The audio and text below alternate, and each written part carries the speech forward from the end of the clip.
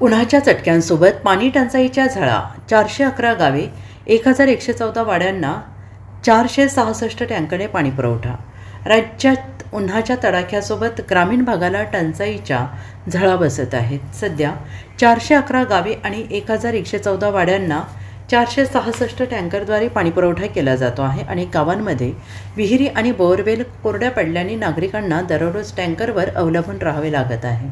महिलांना पहाटेपासूनच पाण्यासाठी रांगा लावाव्या लागत आहेत. काही ठिकाणी पाण्यावरून वादही होत आहेत. राज्यातील पाणी टंचाई व्यापक होत असून नाशिक, पुणे, अहमदनगर आणि मराठवाड्यातील जिल्ह्यांमध्ये सर्वाधिक ताण आहे. टँकर हा तात्पुरता उपाय ठरत असला तरी दीर्घकालीन जलव्यवस्थापनाशिवाय हा प्रश्न अधिक गंभीर होण्याची शक्यता आहे. शासनाच्या साप्ताहिक अहवालानुसार नाशिकमधील 131 गावे आणि 456 वाड्यांना 128 टँकरद्वारे पाणीपुरवठा सुरू आहे. यंदा पाऊस सरासरीपेक्षा किंचित कमी असेल असा अंदाज यापूर्वीच व्यक्त करण्यात आलेले आहेत. त्यामुळे मुख्यमंत्री देवेंद्र फडणवीस यांनी आतापासूनच जलव्यवस्थापन करण्याचे निर्देश नुकतेच प्रशासनाला दिलेले आहेत. त्याचबरोबर जनावरांसाठी चाऱ्याचे नियोजन करण्याच्या सूचना त्यांनी दिल्या आहेत. Bureau report, SBN Marathi, Sangli.